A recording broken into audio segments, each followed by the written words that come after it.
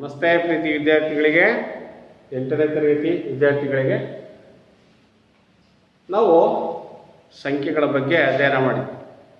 ಈ ದಿನ ವಿದ್ಯಾರ್ಥಿಗಳೇ ನಾನು ಕೆಲವೊಂದು ಇಲ್ಲಿ ನಂಬರ್ಸ್ಗಳನ್ನು ಬರೆದಿದ್ದೀನಿ. ನೋಡ್ತಾ ಇದ್ದೀರಾ ನಮ್ಮ ಮಕ್ಕಳ? 1, 4, 9, 16, 100, 121 ಈ ಥರ ಬರ್ತಾ ಹೋಗ್ತಾ ಇದೆ. ಇನ್ನು ಮುಂತಾದವು ಸಂಖ್ಯೆಗಳನ್ನು ಬರ್ತಿರ್ತೀವಿ. ಈ ಸಂಖ್ಯೆಗಳನ್ನು ನಾವು ಏನಂತ ಗಮನಿಸ್ತೀವಿ ನೋಡ್ತೀರಾ? ಇವು ಆಯ್ಕೆ ಸಂಖ್ಯೆಗಳು ಅಂತ ಗೊತ್ತಾಗ್ತದೆ. ಆದರೆ ಇಲ್ಲಿ ನೋಡಿರಿ, ಇಲ್ಲೊಂದು ಚಿತ್ರ ಕಾಣ್ತೀನಿ. ಇದು ನೋಡಿ ಮಕ್ಕಳೇ, ಎರಡನೇದು ಒಂದು ಚಿತ್ರ ಒಂದು. ಇದು ಯಾವ ಆಕಾರವಾಗಿದೆ? ವಿದ್ಯಾರ್ಥಿ ಒಬ್ಬ ಹೇಳ್ತಾ ಇದ್ದಾನೆ ಚೌಕ. Very good.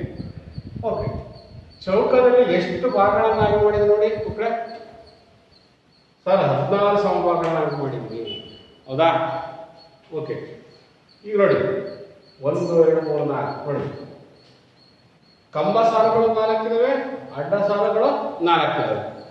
ಹಾಗಾದ್ರೆ ಇದು ಒಟ್ಟು ವಿಸ್ತೀರ್ಣ ಎಷ್ಟು ಅಂತಂದ್ರೆ ಏನು ಹೇಳ್ತೀರಿ ಮಕ್ಕಳೇ? ವಿಸ್ತೀರ್ಣ ಎಷ್ಟು ಅಂತ ಕೇಳಿದ್ರೆ ವರ್ಗದ ವಿಸ್ತೀರ್ಣ ಇಸ್ ಈಕ್ವಲ್ ಟು ಏನು ಸೂತ್ರ ನಿಮಗೆ? A is equal to A into A. This is A square ಅಂತ ಸ್ಕ್ವೇರ್ ಯೂನಿಟ್ಸ್ ಅಂತ ಕರೀತೀವಿ, ಹೌದಾ? ಹೇಗೆ ಹೇಳಿ? ವರ್ಗದ ವಿಸ್ತೀರ್ಣ is equal to ಉದ್ದ ಇಂಟು ಉದ್ದ.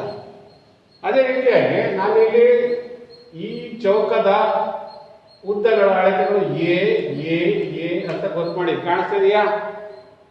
ಈಗ ವಿಸ್ತೀರ್ಣ ಕಂಡುಹಿಡಿದ್ರೆ ನೀವೇನು ಮಾಡಿದ್ರೆ ಉದ್ದ ಇಂಟು ಉದ್ದ A ಸ್ಕ್ವೇರ್ ಅಂತ ಹೇಳಿದ್ವಿ, ಹೌದಾ?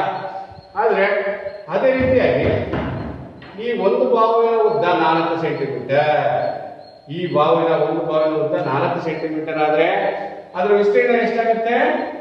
A equal to 4 into 4 equal to 16 square, 16 square centimetre ಅಂತ ಹೇಳ್ತೀವಿ, ಹೌದಾ? ಸ್ಕ್ವೇರ್ ಅಂತ ಬಂತು. ಸ್ಕ್ವೇರ್ ಅಂದ್ರೆ ಏನು? ವಿದ್ಯಾರ್ಥಿ ಒಬ್ಬ ಹೇಳ್ತಾರೆ, ಒಂದು ಸಂಖ್ಯೆ ಜೊತೆಗೆ ಅದೇ ಸಂಖ್ಯೆ ಇನ್ನೊಂದು ಗುಣಲಬ್ಧವನ್ನು ಬರೆದಾಗ ಗುಣಲಬ್ಧವನ್ನ ಆ ಸಂಖ್ಯೆಯ ಏನಂತ ಕರಿತೀವಿ?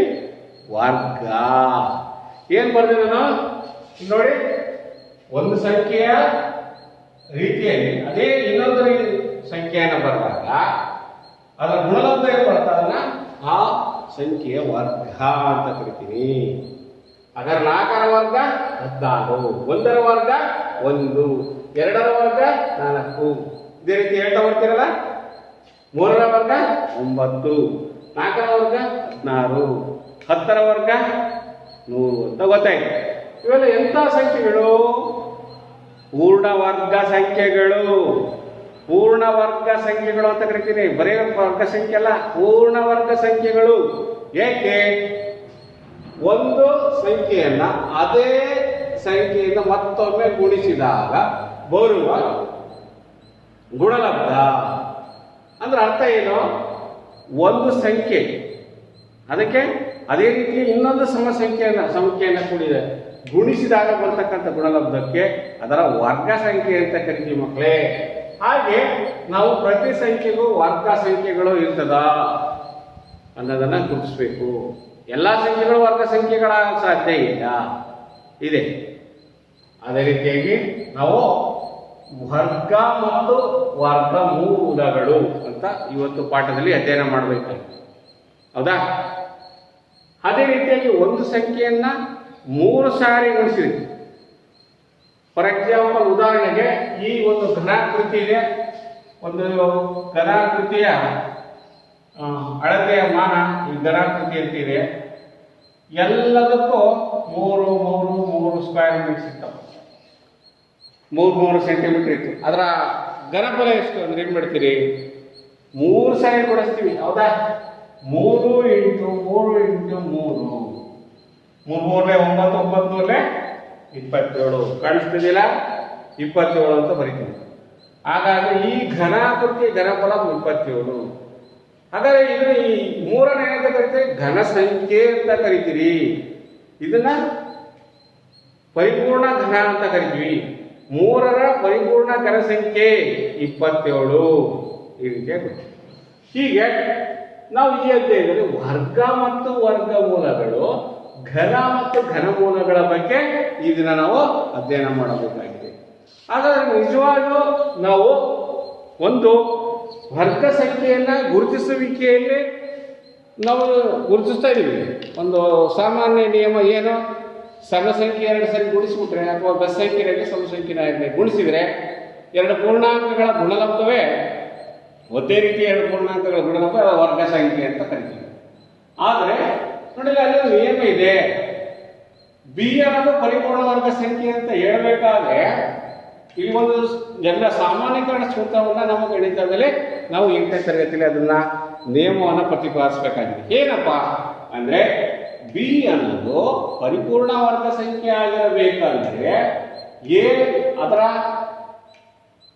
ಅಪವರ್ತನಗಳಾಗ ನೋಡಿ, 2 ಸಮ ಅಪವರ್ತನಗಳು, ಸಮ ಸಂಖ್ಯೆಗಳನ್ನು ಗುಣಿಸಿದ್ವಿ.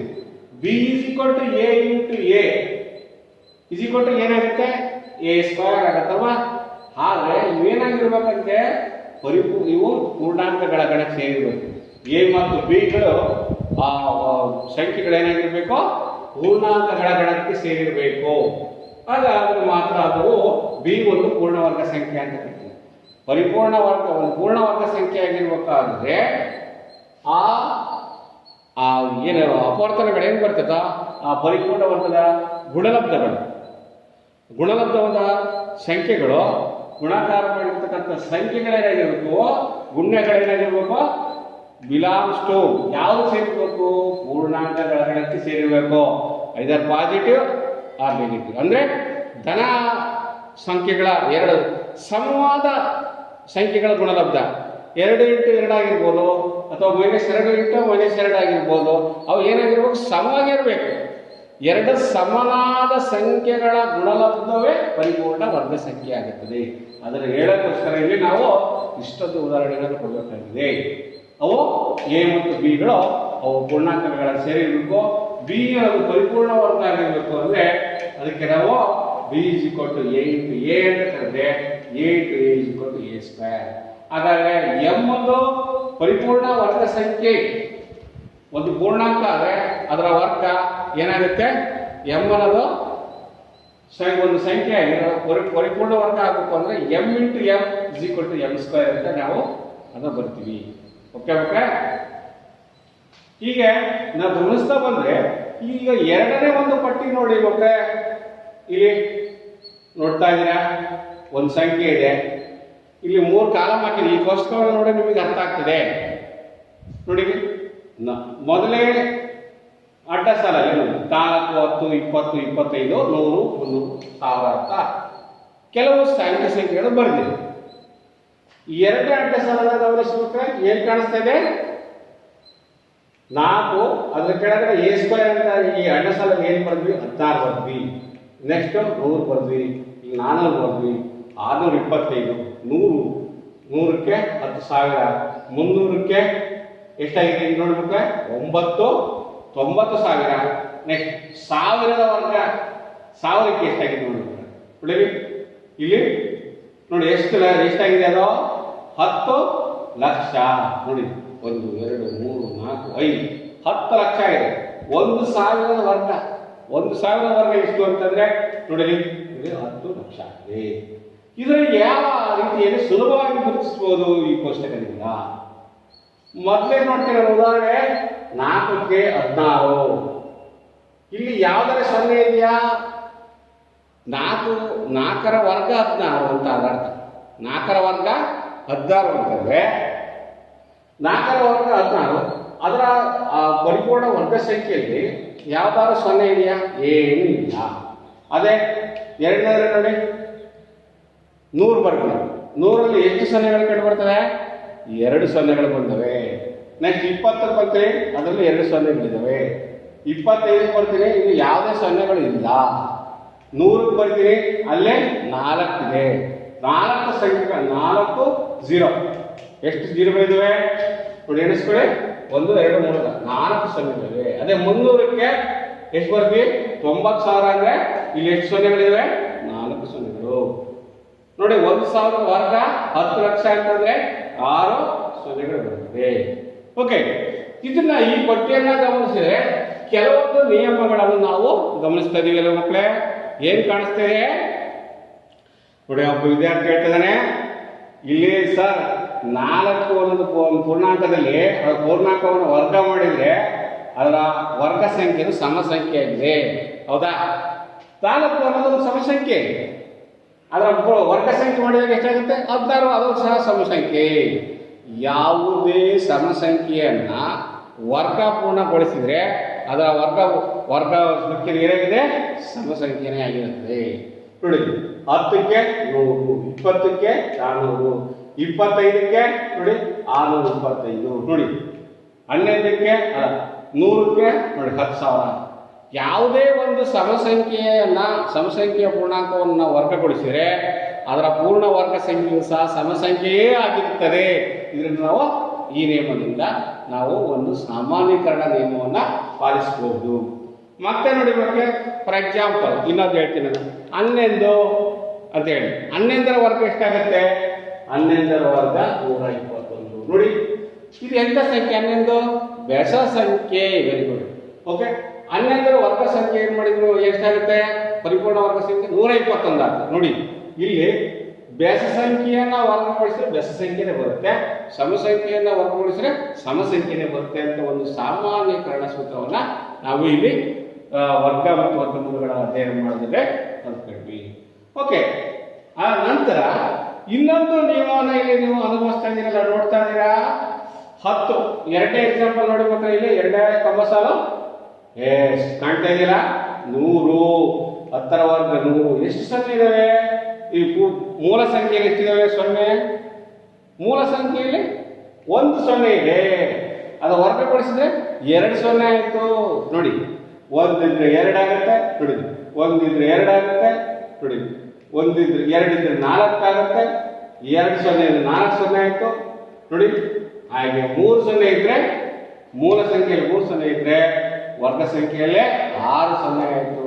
ನೋಡಿ, ಇದರಿಂದ ಒಂದು ನಿಯಮವನ್ನು ನಾವು ಇಲ್ಲಿ ಸಾಮಾನ್ಯೀಕರಣವನ್ನ ಮಾಡಬಹುದು. ಯಾವುದೇ ಒಂದು ಪೂರ್ಣ ಸಂಖ್ಯೆಯಲ್ಲಿ ಕೆ ಸಂಖ್ಯೆಯ ಸೊನ್ನೆಗಳಿದ್ದರೆ ಅದರ ವರ್ಗ ಮಾಡಿದಾಗ 2 ಕೆ ಸಂಖ್ಯೆಯ ಸೊನ್ನೆಗಳಿರುತ್ತವೆ. ಹೇಳ್ಬೋದಲ್ಲ?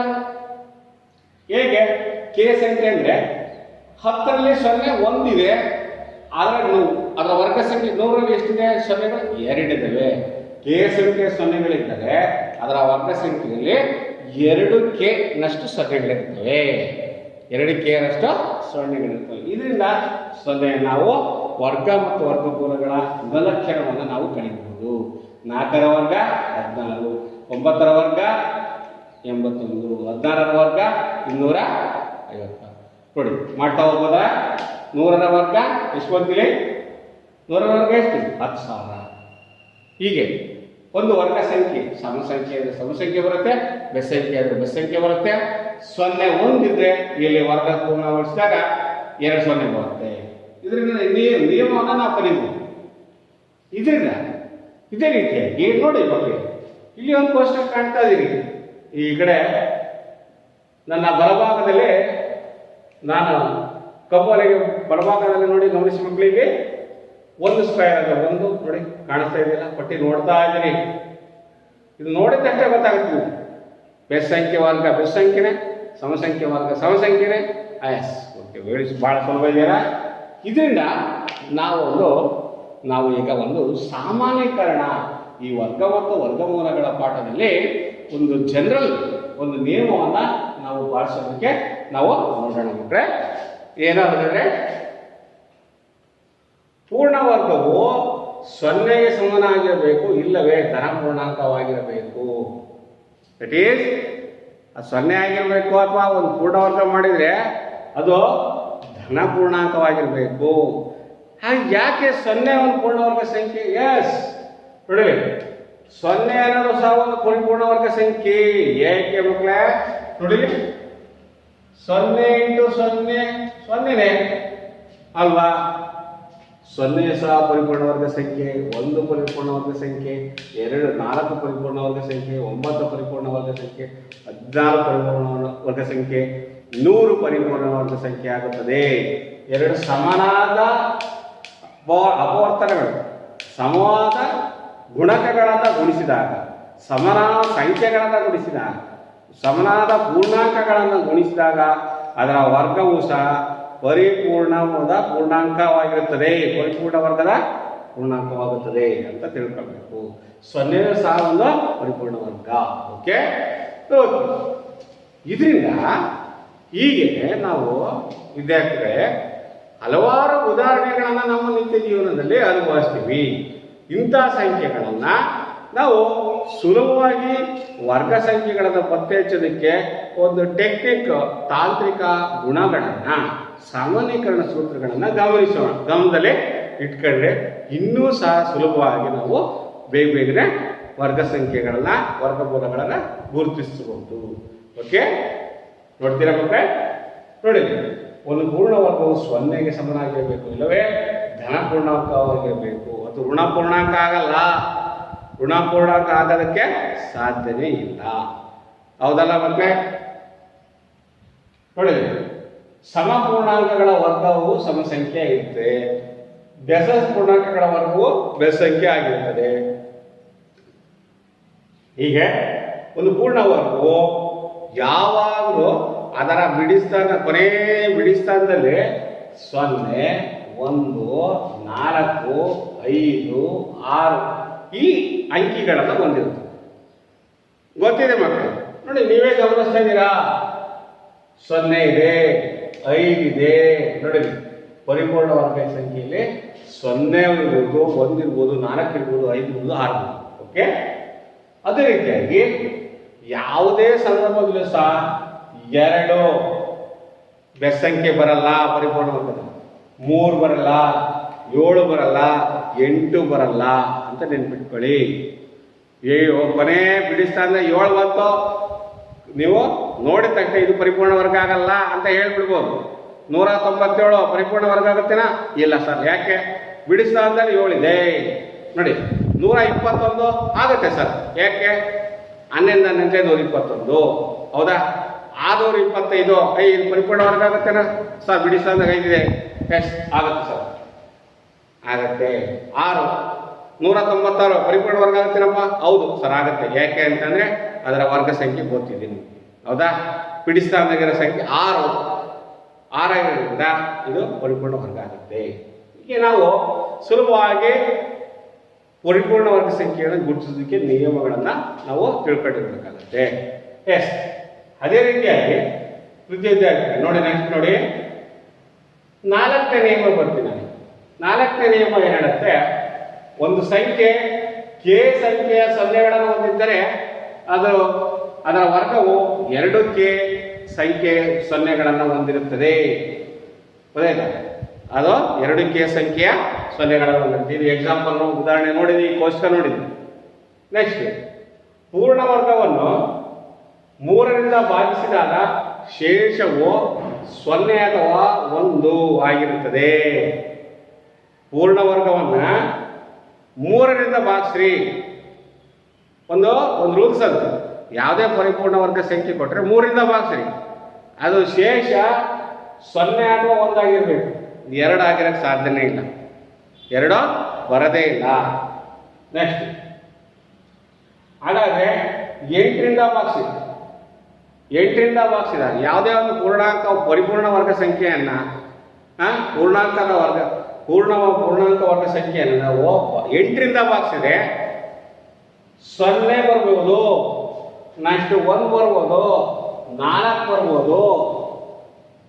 ಏನೋ ಅದು ಪರಿಪೂರ್ಣ ವರ್ಗ ಆಗಬೇಕು ಅಂದರೆ 0, 1, 4 ಬರುತ್ತೆ. ಅದು ಪರಿಪೂರ್ಣ ವರ್ಗ ಸಂಖ್ಯೆ ಅಂತ ನಾವು ನೆನ್ಪಿಟ್ಕೋಬೇಕು. ನೆಕ್ಸ್ಟ್ ಈಗ ಅಭ್ಯಾಸದಲ್ಲಿ ಇರ್ತಕ್ಕಂಥ ಲೆಕ್ಕಗಳನ್ನು ಮಾಡೋಣ ಅದೇ ರೀತಿಯಾಗಿ. ಆದರೆ ಯಾವ ಸಂದರ್ಭದಲ್ಲಿ ಸಹ 8ರಿಂದ ಭಾಗಿಸಿದಾಗ 2, 5, 6, 7 ಬರೋದಕ್ಕೆ ಸಾಧ್ಯವೇ ಇಲ್ಲ. ಈ ರೀತಿಯಾಗಿ ನಾವು ನಿಯಮಗಳನ್ನು ಗುರುತಿಸ್ಕೊಳ್ಬೋದು. ಈಗ ಸ್ವಲ್ಪ ಇದರ ಮೇಲೆ ನಾವು ಲೆಕ್ಕಗಳನ್ನು ನೋಡೋಣ ಮಕ್ಕಳೇ. ನೋಡೋಣ ಸುಲಭವಾದ ಲೆಕ್ಕಗಳು. ಪರಿಪೂರ್ಣ ವರ್ಗ ಸಂಖ್ಯೆಗಳನ್ನು ಕಂಡುಹಿಡಿಯೋದು, ವರ್ಗಪೂರ್ಣ ಮಾಡೋದು ಹೇಗೆ. ಈಗ ನಾವು ಕೋಷ್ಟಕಗಳನ್ನು ಆಧಾರದಲ್ಲಿ ನಿಯಮಗಳನ್ನು ತಿಳ್ಕೊಂಡ್ವಿ. ಈಗ ಸುಲಭವಾದ ಲೆಕ್ಕಗಳು ಮಾಡೋಣ ಮಕ್ಕಳು. ಎಸ್ ನೋಡಿ ಅಭ್ಯಾಸ 5.1 ಮಕ್ಕಳೇ, ನಿಮ್ಮ ಪಠ್ಯಪುಸ್ತಕದಲ್ಲಿ ನೋಡಿ. ಈ ಗಣಿತದ ಹೇಳಿಕೆ, ಇವುಗಳನ್ನು ಗಣಿತದ ಹೇಳಿಕೆಗಳಲ್ಲಿ ವ್ಯಕ್ತಪಡಿಸಿ ಅಂತ ಕೊಟ್ಟಿದ್ದಾರೆ. 4ರ ವರ್ಗ 16 ಏನು ಬರೀತೀರಾ? 4ರ ವರ್ಗ 16 ಅಂದ್ರೆ ಏನಂತ ಅರ್ಥ? 4ರ ವರ್ಗ 16 ಏನಂದ್ರೆ ಅರ್ಥ? 4ರ ವರ್ಗ 16 ಇದ್ರೆ ಹೇಳಿಕೆಗಳನ್ನ ಗಣಿತ ರೂಪದಲ್ಲಿ ಬರೀರಿ ಅಂತ ಹೇಳ್ತಾರೆ. 4ರ ವರ್ಗ 16 ಅಂತೇಳಿ ಏನ್ ಬರೆಯೋಣ? ನಮಗೆ ಗೊತ್ತಿದೆ 4ನ್ನ ವರ್ಗ ಮಾಡು ಅಂದ್ರೆ 4. ಇದನ್ನ ವರ್ಗ ಮಾಡ್ಬೇಕಾದ್ರೆ ಏನು ಅಂತ ಹೇಳಿದೆ? ಸಮನಾದ 2 ಸಂಖ್ಯೆಗಳನ್ನ ಗುಣಿಸ್ಬೇಕು. ಅದೇ ಆ ಸಂಖ್ಯೆ 4ರ ಸಮನಾದ ಸಂಖ್ಯೆಗಳು. 4ಕ್ಕೆ 4 × 4 ಇಸ್ ಈಕ್ವಲ್ಸ್ ಇದನ್ನ ಬರೆದ್ರೆ 4 ಸ್ಕ್ವೇರ್ ಆಗುತ್ತೆ ತಾನೆ? 4 ಸ್ಕ್ವೇರ್ 4ರ ವರ್ಗ. ಅಂದ್ರೆ ವಾಕ್ಯದಲ್ಲಿ ಹೇಳಿದಾಗ ವರ್ಗ ಅಂದ್ರೆ 4ರ ಘಾತ 2 ಇಸ್ ಈಕ್ವಲ್ ಟು 16. ಇದನ್ನ ಗಣಿತ ರೂಪ ಅಂತ ನೀವು ಇಷ್ಟೇ ಬರೀಬೇಕಾಗಿದೆ. 4 square is equal to 16. Yes ನೋಡಿ ತಕ್ಷಣ ಗೊತ್ತಾಗುತ್ತೆ. 4ನ್ನ ವರ್ಗಗೊಳಿಸಿದ್ರೆ 16 ಬರುತ್ತೆ. 4ರ ವರ್ಗ 16 ಓದುವ ರೀತಿ ವಿದ್ಯಾರ್ಥಿಗಳೇ. ವರ್ಗ ಮೂಲ ಅಂದ್ರೆ ಬೇರೆ ಮಕ್ಕಳೇ, ವರ್ಗ ಸಂಖ್ಯೆ ಬರೆಯ ಕೇಳಿದ್ದಾರೆ. ಅರ್ಥ ಆಯ್ತಲ್ಲ? ಅದೇ ರೀತಿಯಾಗಿ 8ರ ವರ್ಗ ನೋಡಿ. 8ರ ವರ್ಗ 8 is equal to 8 square is equal to 64. ಇದೇ ರೀತಿಯಾಗಿ ನೀವು ಬರ್ತಾ ಹೋಗ್ತೀರಾ. ಹೌದಾ? ನೋಡಿ 15 ×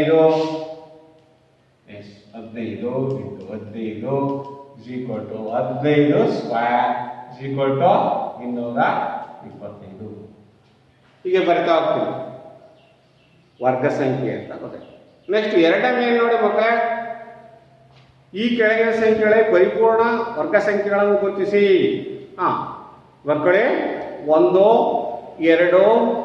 3 8 36 49 65 67 71 81 169 625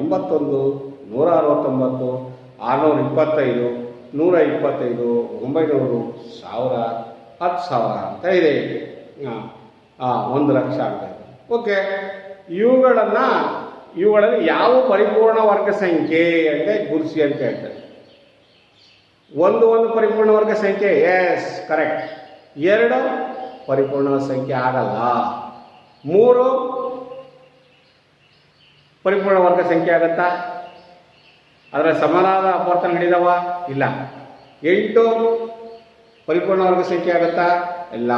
36ಕ್ಕೆ 36ನ ವರ್ಗ, ಅದರ ವರ್ಗಮೂಲ ಎಷ್ಟಾಗತ್ತೆ? 6 ಸ್ಕ್ವೇರ್ 36 ಆಗತ್ತೆ. ಹೌದಾ? 1 36 49 ನೆಕ್ಸ್ಟ್ 81 169 625. ಹೌದಾ? ನೆಕ್ಸ್ಟ್ 900 1000 ನೋಡಿ. 1000 10 × 10 ಎಷ್ಟಾಗತ್ತೆ? 10 × 10 1000 ಆಗಲ್ವಾ? 10 100 10 0 0 10 1 10 ಎಷ್ಟಾಯ್ತು ನೋಡಿ? 1001 ಪರಿಪೂರ್ಣ ವರ್ಗ ಸಂಖ್ಯೆ ಆಗುತ್ತೆ. ನೋಡಿ ಪರೀಕ್ಷೆ ಮಾಡಿ. 3 0 ಇದೆ, ಇದು ಪರಿಪೂರ್ಣ ವರ್ಗ ಸಂಖ್ಯೆ ಆಗುತ್ತಾ? ಹೌದು, ಆಗುತ್ತೆ. 0 ನೆಕ್ಸ್ಟ್ 1 ಲಕ್ಷ, ಈಗ 10 ಲಕ್ಷ ಇದೆ, ಅದು ಪರಿಪೂರ್ಣ ವರ್ಗ ಸಂಖ್ಯೆ. ಹೀಗೆ ನಾವು ಪರಿಪೂರ್ಣ ವರ್ಗ ಸಂಖ್ಯೆಗಳನ್ನು ಗುರುತಿಸ್ಕೊಳ್ಳೋದು. ನೆಕ್ಸ್ಟು 3ನೇ ಪ್ರಶ್ನೆ ಕೊಡಿ. 1 ರಿಂದ 500ರವರೆಗಿನ ಎಲ್ಲ ಪೂರ್ಣ ವರ್ಗ ಸಂಖ್ಯೆಗಳನ್ನು ಪಟ್ಟಿ ಮಾಡಿರಿ. 1 ರಿಂದ 500ರವರೆಗೆ ಎಲ್ಲ ಪೂರ್ಣವರ್ಗ ಸಂಖ್ಯೆಗಳನ್ನು ಇದೇ ರೀತಿಯಾಗಿ ಬರಿತಾ ಹೋಗೋದು ಮಕ್ಕಳೇ. ಪರಿಪೂರ್ಣ ವರ್ಗ ಸಂಖ್ಯೆಗಳು ಬರೀಬೇಕಂತ ಒಂದಾದ್ಮೇಲೆ ಯಾವ್ದು ಬರ್ತೀನಿ ಪರಿಪೂರ್ಣ ವರ್ಗ ಸಂಖ್ಯೆ ಒಂದಾದ್ಮೇಲೆ ನೆಕ್ಸ್ಟ್ ಯಾವುದು 4 ನೆಕ್ಸ್ಟ್ ಯಾವುದು 9 ನೆಕ್ಸ್ಟ್ ಯಾವುದು ನೆಕ್ಸ್ಟ್ ಯಾವುದು ಪರಿಪೂರ್ಣ ವರ್ಗ ಸಂಖ್ಯೆ 9 ಆಯಿತು 9 ಆದ್ಮೇಲೆ ಯಾವ್ದು ಬರುತ್ತೆ 10 ಬರಲ್ಲ 11 ಬರಲ್ಲ 12 ಬರಲ್ಲ 13 ಬರಲ್ಲ 14 15 16 16 ಬರುತ್ತೆ ಹೀಗೆ ಬರಿತಾ ಹೋಗ್ಬೇಕು ಎಲ್ಲ ಪರಿಪೂರ್ಣ ವರ್ಗ ಸಂಖ್ಯೆಗಳನ್ನ ಈಗ ಪಟ್ಟಿ ಮಾಡೋದು ನೆಕ್ಸ್ಟ್ 0 1 4 5 6 9ರಿಂದ ಕೊನೆಗೊಳ್ಳುವ 3 ಅಂಕಿಗಳ ಒಂದೊಂದು ಸಂಖ್ಯೆಗಳನ್ನು ಬರೆಯಿರಿ ನೋಡಿ 0 1 4 5 6 9ರಿಂದ ಕೊನೆಗೊಳ್ಳುವ 3 ಅಂಕಿಗಳ ಒಂದೊಂದು ಸಂಖ್ಯೆಗಳನ್ನು ಬರೆಯಿರಿ ಅವುಗಳಲ್ಲಿ ಯಾವುದು ಪರಿಪೂರ್ಣ ವರ್ಗ ಸಂಖ್ಯೆಯಾಗಿರಬಾರದು 3 ಅಂಕಿಗಳ ಸಂಖ್ಯೆ ಬರೀರಿ ಅಂತೇಳಿ ಆದರೆ ಪರಿಪೂರ್ಣ ವರ್ಗ ಸಂಖ್ಯೆ ಆಗಿರಬಾರ್ದು ನೋಡಿ ಯಾರು ಬರೀತೀರಿ ಪರಿಪೂರ್ಣ ವರ್ಗ ಸಂಖ್ಯೆ ಆಗಿರಬಾರ್ದು 140 ಪರಿಪೂರ್ಣ ವರ್ಗ ಸಂಖ್ಯೆ ಅಲ್ಲ ಈ ಥರ 3 ಸಂಖ್ಯೆಯನ್ನು ಮಾಡಬೇಕು ಇರುವ ಸಂಖ್ಯೆಗಳನ್ನು ಉಪಯೋಗಿಸ್ತೇವೆ ನೆಕ್ಸ್ಟ್ ಕೊನೆಗೊಳ್ಳೋದು 0 1 4 5 6 9ರಲ್ಲಿ ಕೊನೆಗೊಳ್ಳಬೇಕು ಈ ರೀತಿಯ ಸಂಖ್ಯೆಗಳನ್ನು ನೀವು ಆಲೋಚನೆ ಮಾಡಿಬಿಟ್ಟು ಮಾಡಬೇಕು ಓಕೆ ಅದೇ ರೀತಿ ಬರಿತಾ ಹೋಗ್ತೀರಾ ಹೌದರ ನೋಡೋಣ ಮುಂದಿನ ರೀತಿಯ ಸಮಸ್ಯೆಗಳನ್ನು ನೋಡೋಣ ಮಕ್ಕಳೇ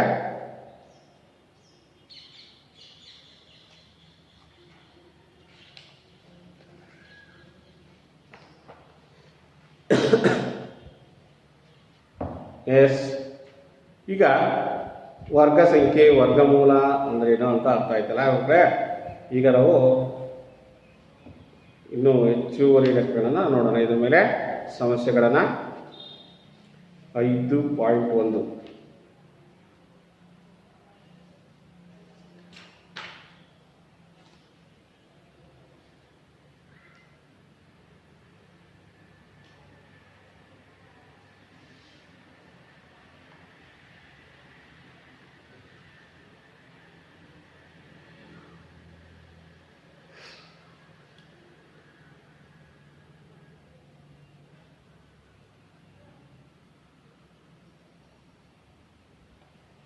ಇದೇ ರೀತಿಯ ಲೆಕ್ಕಗಳನ್ನು ಮಾಡ್ತಾ ಹೋಗೋದು ಓಕೆ 100ರಿಂದ 400ರವರೆಗಿನ ಸಂಖ್ಯೆಗಳಲ್ಲಿ 0 1 4 5 6 ಅಥವಾ 9ರಿಂದ ಕೊನೆಗೊಳ್ಳುವ ಪೂರ್ಣವರ್ಗ ಸಂಖ್ಯೆಗಳನ್ನು ಕಂಡುಹಿಡಿಯಿರಿ 100ರಿಂದ 400ರವರೆಗೆ ಸಂಖ್ಯೆಗಳಿವೆ ಪೂರ್ಣವರ್ಗ ಸಂಖ್ಯೆ 100ರಿಂದ 400ರವರೆಗೆ 101 ಬರಲ್ಲ 102 ಬರಲ್ಲ 103 ಬರಲ್ಲ 104 ಬರಲ್ಲ 105 ಬರಲ್ಲ 109 ನೋಡಿ ಎಷ್ಟಾಗತ್ತೆ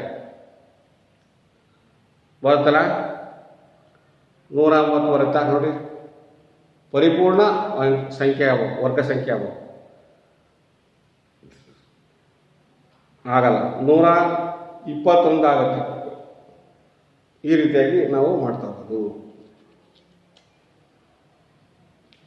ಹೀಗೆ ನಂತರ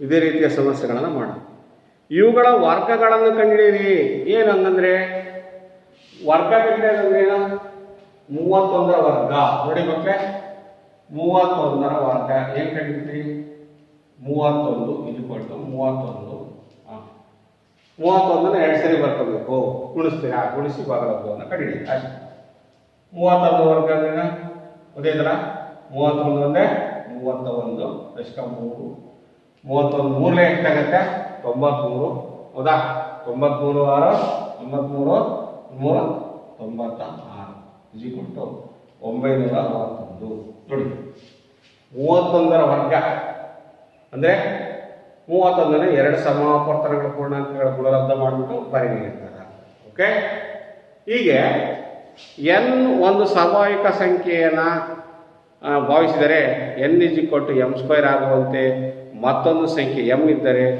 ಅದನ್ನು n ವರ್ಗಮೂಲ ಎಂದು ಕರೆಯುತ್ತೇವೆ ನೋಡಿ ಈಗ ವರ್ಗಮೂಲ ಕಂಡಿದ್ದೀವಿ ವರ್ಗಮೂಲ ಕಂಡಿದ್ದು ಬಹಳ ಸುಲಭ ಓಕೆ ವರ್ಗಮೂಲ ಕಂಡಿದ್ದು ಹೇಗೆ ಅನ್ನೋದು ಬಹಳ ಸುಲಭ ಮಕ್ಕಳೇ ಅದು ಆ ಥರ ಲೆಕ್ಕಗಳನ್ನು ನೋಡೋಣ ಒಂದೆರಡು ವರ್ಗ ಸಂಖ್ಯೆ ಅಂದ್ರೆ ಗೊತ್ತಾಯ್ತು ಈಗ ವರ್ಗಮೂಲ ಕಂಡಿದ್ದೀವಿ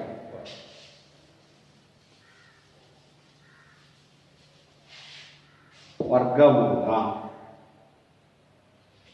196. ಇದು ವರ್ಗಮೂಲ ಕಂಡಿದ್ದೀವಿ ಅಂತ ಹೇಳಿ ಹೇಗೆ ಕಂಡಿದ್ದೀವಿ ನಾವಾಗಲೇ ಬಿಡಿ ಸ್ಥಾನದಲ್ಲಿ ಏನಿದೆ 6 ಇದೆ. 6 ಬಂದರೆ ನೋಡಿ ನೀವು ಬರ್ಕೊಂಡಿದ್ದೀರಾ ರೂಲ್ಸ್. 0 1 4 5 6 ಬಿಡಿ ಸ್ಥಾನದಲ್ಲಿ ಪೂರ್ಣ ವರ್ಗ ಸಂಖ್ಯೆ ಆಗುತ್ತೆ. ಇದು ಕೊಟ್ಟರೆ ಪೂರ್ಣ ಸಂಖ್ಯೆ ವರ್ಗ ಸಂಖ್ಯೆ. ಇದು ವರ್ಗಮೂಲ ಕಂಡಿದ್ದೀವಿ. ಇದು ಮೂಲ ಸಂಖ್ಯೆ ಕಂಡಿದ್ದೀವಿ. 190ರ ಮೂಲ ಸಂಖ್ಯೆ ಅಂದರೆ ಈ ವರ್ಗ ಪೂರ್ಣಗೊಳಿಸಿದೀವಲ್ಲ, ವರ್ಗ ಪೂರ್ಣಗೊಳಿಸಿದ ಸಂಖ್ಯೆ ಮೂಲ ಸಂಖ್ಯೆ ಅಂತ ಕರೀಬೇಕು. ಅದಕ್ಕೆ ವರ್ಗಮೂಲ ಅಂತ ಕರಿತೀವಿ. ಅಪವರ್ತನ ಕ್ರಮ ನಮಗೆ ಸುಲಭವಾಗಿ ವರ್ಗಮೂಲ ಕಂಡಿಡಿದ ಅಪವರ್ತನ ಕ್ರಮ. ಇದಕ್ಕೆ ಅಪವರ್ತನಗಳ ಕಂಡಿಡಿಯೋಣ. ಫಸ್ಟ್ ಚಿಕ್ಕ ಸಂಖ್ಯೆಯಿಂದ ಭಾಗಿಸ್ಕೊಂತ ಹೋಗಿ. ಹೌದಾ? 19 ಇದೆ, 2 9 18. ಇಲ್ಲಿ ಒಂದು ದಶಕ ತಗೊಂಡೆ, 2 8 14 ಭಾಗಿಸ್ತಾ ಹೋಗ್ತಾ 2 4 2 9 ನೋಡಿ. ಇಲ್ಲಿ 4 8 ಇಲ್ಲಿ 1 ಉಳಿತು 18 18 9 7 7 ಎಸ್. ಹೌದಾ? ಈಗ ಮಾಡ್ತಾವ 196ಕ್ಕೆ ಅಪವರ್ತನಗಳೇನಪ್ಪ 2 ಇಂಟು 2 ಇಂಟು 7 ಇಂಟು 7. ನೀವೇನು ಬರೀತೀರಾ? ಈಗ ಇದರಲ್ಲಿ ಒಂದು ಅಪವರ್ತನ ತೆಗೆದುಕೊಳ್ತೀರಾ, ಇದರಲ್ಲಿ ಒಂದು ಅಪವರ್ತನ ಸವಾಲ 2 ಗುಂಪು ಮಾಡ್ತೀರಿ. ಹಾಗಾದರೆ 2 ಇಂಟು 7 ಇಂಟು 2 ಇಂಟು 7. ಹೌದಾ? 190ರ ಸಮಾನ ಅಪವರ್ತನಗಳು 14 ಇಂಟು 14. ಈಗ ವರ್ಗಮೂಲ ಬರೀಬೇಕಾದ್ರೆ ನಾವು ಏನು ಬರೀಬೇಕು? ಒಂದು ಮೂಲ ಸಂಖ್ಯೆ ಬರೀಬೇಕಂತೆ. ಇದರ ಅಪವರ್ತನಗಳು 2 ಬಂದವೆ. ಮೂಲ ಸಂಖ್ಯೆ ಕಂಡಿದ್ದೀವಿ. ವರ್ಗಮೂಲ ಇದೊಂದು ಪರಿಪೂರ್ಣ ವರ್ಗ ಸಂಖ್ಯೆ ಇದೆ. ಇದರ ಮೂಲ ಸಂಖ್ಯೆ ಕಂಡಿದ್ದೀವಿಯಪ್ಪ ಅಂತ ಅರ್ಥ. ಎಸ್. ಎಷ್ಟು ಬಂತು? 14. ಈ ರೀತಿಯಾಗಿ ನಾವು ಮಾಡಿ 14 ಇದೇ ಥರ ಮಾಡ್ತಿರಲ್ಲ ಮಕ್ಕಳೇ. ಎಸ್. ಅದೇ ರೀತಿ ನೀವೊಂದು ಮಾಡಿ 256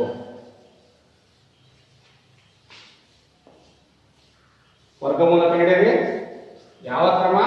ಎಂತಹ ಕ್ರಮ ಅಂತ ಕರಿತೀವಿ? ಇದಕ್ಕೆ ಅಪವರ್ತನ ಕ್ರಮ. ಮಾಡಿ 256 ಸ್ವಲ್ಪ ಮಾಡಿ. ಅದನ್ನು ಅದೇ ರೀತಿ 250. ಎಸ್. ಮತ್ತೆ ಕನಿಷ್ಠ ಸಂಖ್ಯೆಯನ್ನು ಭಾಗಿಸ್ಕೊಂತ ಹೋಗೋಣ. ಅಪವರ್ತನ 2 1 2 2 2. ಹೌದಾ? ನೆಕ್ಸ್ಟ್ ಮತ್ತೆ 2 ನೆಕ್ಸ್ಟ್ ಮತ್ತದೆ. ಹೌದಾ? ಕನಿಷ್ಠ ಸಂಖ್ಯೆಯಿಂದ ನಾವು ಭಾಗಿಸ್ಕೊಂತ ಹೋಗ್ತೀವಿ.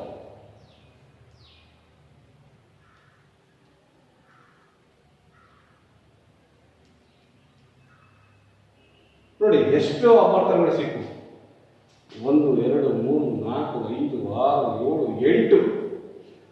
256ಕ್ಕೆ 256ರ ಅಪವರ್ತನಗಳು 8 ಸರಿ ಬರಬೇಕು.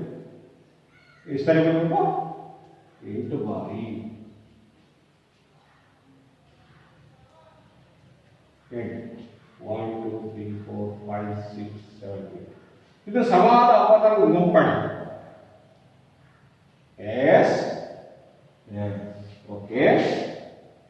256ಕ್ಕೆ ಸಮಾನ ಅಪವರ್ತನಗಳು 2 2 4 4 2 2 16. 2 2 2 2 2 4 4 8 2 16. Therefore, square root of 256 is equal to 16. ನೋಡಿ ಮಕ್ಕಳು, ವರ್ಗಮೂಲ ಚಿಹ್ನೆಯನ್ನು ಸರಿಯಾಗಿ ಹಾಕಬೇಕು. ಓಕೆ. ಇದೇ ರೀತಿಯಾಗಿ ಇಲ್ಲಿ ಇದರಲ್ಲಿ ಸ್ವಲ್ಪ ಚೇಂಜ್ ಮಾಡಿ ಒಂದು ಅನ್ವಯ ರೀತಿಯ ಪ್ರಶ್ನೆಗಳನ್ನು ಕೊಡ್ತಾರೆ. ಏನು ಅನ್ವಯ ಪ್ರಶ್ನೆಗಳು ಏನು ಕೊಟ್ಟಿದ್ದಾರೆ ನೋಡೋಣ. 196 ಮತ್ತು 256 ಕಲ್ತ್ಕೊಂಡ್ರೆ ವರ್ಗಮೂಲ ಏನು ಕಂಡಿದ್ದು, ಅಪವರ್ತನ ಅಂತ ಕಲ್ತ್ಕೊಂಡು ಈಗ ಇದರ ಮೇಲೆ ಸ್ವಲ್ಪ ಅನ್ವಯ ಪ್ರಶ್ನೆಗಳು ನೋಡೋಣ. ಸುಲಭ ರೂಪಕ್ಕೆ ತನ್ನಿ ಅಂತ ಕೊಟ್ಟೆ. Second question. Square root of 3 ವರ್ಗಮೂಲ 3 ಪ್ಲಸ್ ವರ್ಗಮೂಲ 36. ಎಸ್ ಮಾಡಿ ಏನು ಮಾಡ್ಬೋದಕ್ಕೆ ನಿಮಗೆ ಗೊತ್ತಿದೆ ಮಕ್ಕಳೇ ಅಲ್ವಾ? ವರ್ಗಮೂಲ ಏನು ಗೊತ್ತು? 100 100 ಇಸ್ ಈಕ್ವಲ್ 100 ವರ್ಗಮೂಲ ಎಷ್ಟು 10 36 ವರ್ಗಮೂಲ ಎಷ್ಟು 6 10 ಪ್ಲಸ್ 6 ಎಷ್ಟಾಯ್ತು 16 ಸರ್ ಇದರ ಉತ್ತರ 16 ಸರ್ ಅಷ್ಟೇ ಎಲ್ಲವಾಗಿದೆ ಮತ್ತು ಇನ್ನೊಂದು ನೋಡಿ 1360 ಪ್ಲಸ್ 9 ಅಂತಿದೆ ನೀವು ಮಾಡೋಣ ಇನ್ನೊಂದು ಲೆಕ್ಕ ನೋಡೋಣ 1360 ಪ್ಲಸ್ 9 ಈಗ ಏನು ಮಾಡ್ತೀರಾ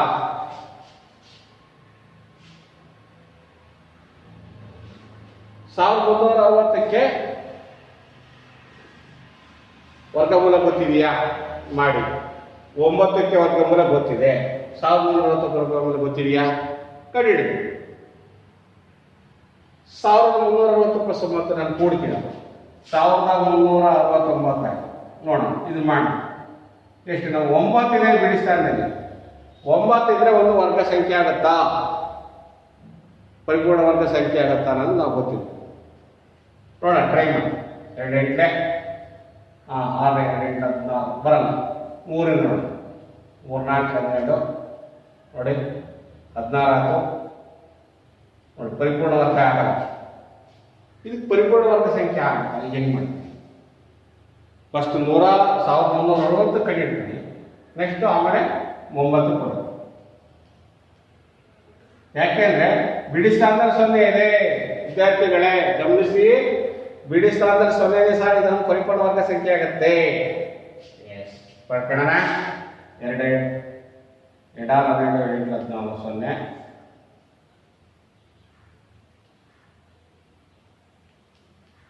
ಈಗ ಮಾಡ್ತಾ ಹೋಗಿ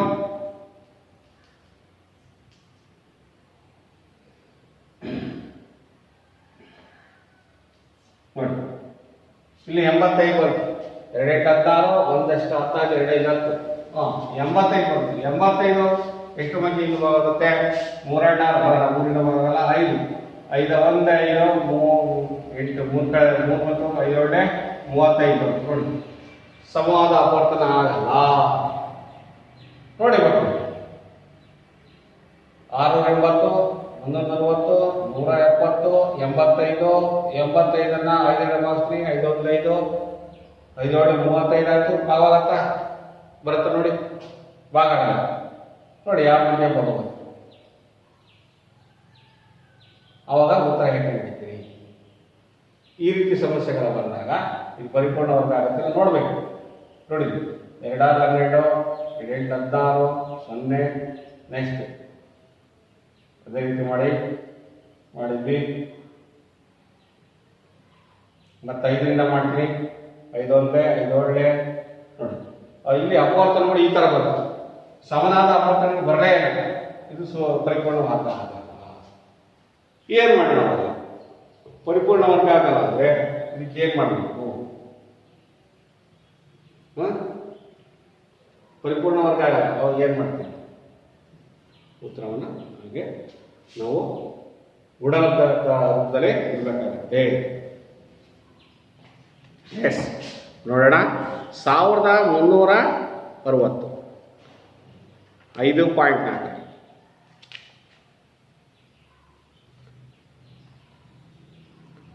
ಎಸ್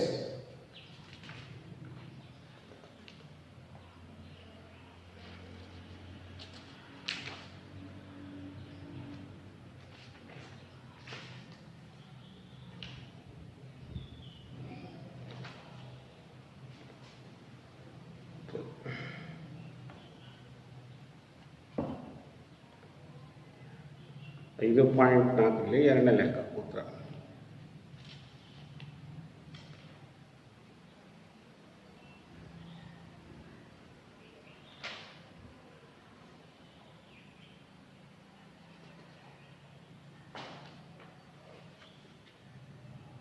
ಈ ರೀತಿಯಾಗಿ ಲೆಕ್ಕ ನಾವು ಬಿಡಿಸ್ಬೇಕು.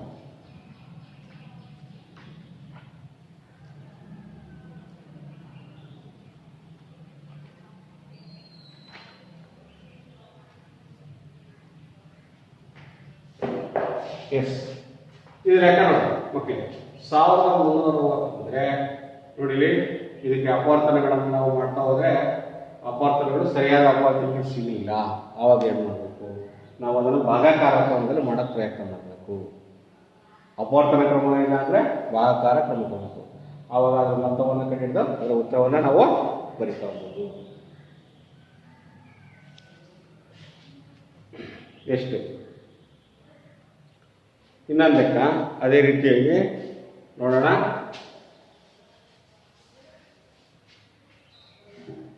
ಆ ಲೆಕ್ಕ ನಂತರ ನೋಡೋಣ. ಅಂತಂದ್ರೆ ರೂಟ್ ಆಫ್ 225 ಮೈನಸ್ 25 ಇದು ಸುಲಭ ರೂಪಕ್ಕೆ ತಂದೆ ಅಂದ್ರೆ ಏನು ಮಾಡ್ತೀವಿ? ಸುಲಭ ರೂಪಕ್ಕೆ ತಂದೆ ಇದು ಗೊತ್ತಿದೆ ನಿಮಗೆ.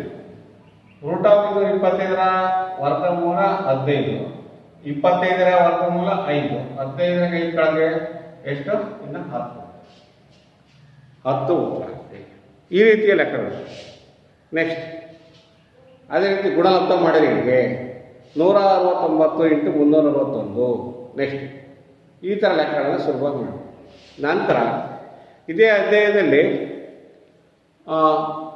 ವರ್ಕಿಂಗ್ ಲೆಕ್ಕಗಳಿದ್ದಾವೆ. ಅಭ್ಯಾಸ 5.4 ತೆಗೆದುಕೊಂಡು ಮಕ್ಕಳೇ ಅದರಲ್ಲಿ ಇರ್ತಕ್ಕಂಥ ಸಮಸ್ಯೆಗಳನ್ನು ನೀವು ಪ್ರಯತ್ನ ಮಾಡಿಬಿಟ್ಟು ಮಾಡಬೇಕಾಗತ್ತೆ. ಓಕೆ ಪ್ರತಿ ವಿದ್ಯಾರ್ಥಿಗಳೇ, ಈ ದಿನ ನಾವು ಕಲಿತಂಥ ಪಾಠ ಏನು? ವರ್ಗ ಮತ್ತು ವರ್ಗಮೂಲಗಳು. ಮತ್ತು ವರ್ಗಮೂಲವನ್ನು ಕಂಡುಹಿಡಿಯೋದಕ್ಕೆ ಕೆಲವೊಂದು ನಿಯಮಗಳನ್ನು ನಾವು ಈಗ ತಿಳ್ಕೊಂಡ್ವಿ. ಸಾಮಾನ್ಯ ಗುಣಗಳನ್ನು ತಿಳ್ಕೊಂಡ್ವಿ. ನಂತರ ವರ್ಗಮೂಲವನ್ನು ಅಪವರ್ತನ ಕ್ರಮದಿಂದ ನಾವು ಸುಲಭವಾಗಿ ಕಂಡುಹಿಡಿಯಬಹುದು. ಯಾವ ಸಂಖ್ಯೆ ಪರಿಪೂರ್ಣ ವರ್ಗ ಆಗುತ್ತೆ ಅನ್ನೋದಕ್ಕೂ ವಿವಿಧ ನಿಯಮಗಳನ್ನು ನಾವು ತಿಳ್ಕೊಂಡಿದ್ದೀವಿ. ಉದಾಹರಣೆಗಳ ಮುಖಾಂತರ ಈಗ ನಾವು ತಿಳ್ಕೊಂಡಿದ್ದೀವಿ. ಓಕೆ ಪ್ರತಿ ವಿದ್ಯಾರ್ಥಿಗಳೇ, ಈ ಅಭ್ಯಾಸದಲ್ಲಿರ್ತಕ್ಕಂಥ 5.1, 5.2 ಮತ್ತು 5.3 ಪಠ್ಯಪುಸ್ತಕದಲ್ಲಿ ಇನ್ನೂ ಹೆಚ್ಚು ನಮ್ಮ ನಿತ್ಯ ಜೀವನಕ್ಕೆ ಅನುಕೂಲವಾಗತಕ್ಕಂಥ ವರ್ಬಲ್ ಪ್ರಾಬ್ಲಮ್ಸ್ ಇದ್ದಾವೆ. ಹೊಲ ಅಥವಾ ಒಂದು ಜಮೀನಿನ ವರ್ಗ ಒಂದು ವಿಸ್ತೀರ್ಣ ಕೊಟ್ಟಿರ್ತಾರೆ. ಅವಾಗ ಒಂದು ಅಂಚಿನ ಉದ್ದವನ್ನು ಕಂಡುಹಿಡಿರಿ ಅಂತ ಕೇಳಿದಾಗ ನಾವು ವರ್ಗಮೂಲ ಕಂಡುಹಿಡಿದು ಸುಲಭವಾಗಿ ಕಂಡುಹಿಡಿಬಹುದು. ಒಂದು ಚೌಕಾಕಾರದ ಒಂದು ಸೈಟ್ ಇದೆ, ಅದರ ಒಂದು ಅಂಚಿನ ಉದ್ದ ಒಂದು ಸೈಡ್ ಎಷ್ಟಿದೆ ಅಳತೆಯನ್ನು ಕಂಡಿರಿ, ಅದು ವಿಸ್ತೀರ್ಣ ಕಂಡಿರಿ ಅಂದಾಗ ನಾವು ಸುಲಭವಾಗಿ ಇದನ್ನೆಲ್ಲ ಮಾಡ್ಬೋದು ಅಂತ ಕೇಳ್ತಾ, ಪುನಃ ನೀವು ಇದನ್ನು ಮನೆಯಲ್ಲಿ ಹೋಗ್ಬಿಟ್ಟು ಪಠ್ಯಪುಸ್ತಕದಲ್ಲಿರ್ತಕ್ಕಂಥ ಎಲ್ಲ ಸಮಸ್ಯೆಗಳನ್ನು ಬಿಡಿಸಿ ನೀವು ಗಣಿತದಲ್ಲಿ ಚೆನ್ನಾಗಿ ಆಸಕ್ತಿಯನ್ನು ಬೆಳೆಸ್ಕೊಳ್ಳಿ ಅಂತ ಹೇಳ್ತಾ ನಿಮಗೆಲ್ಲರಿಗೂ ಧನ್ಯವಾದಗಳು ವಿದ್ಯಾರ್ಥಿಗಳೇ.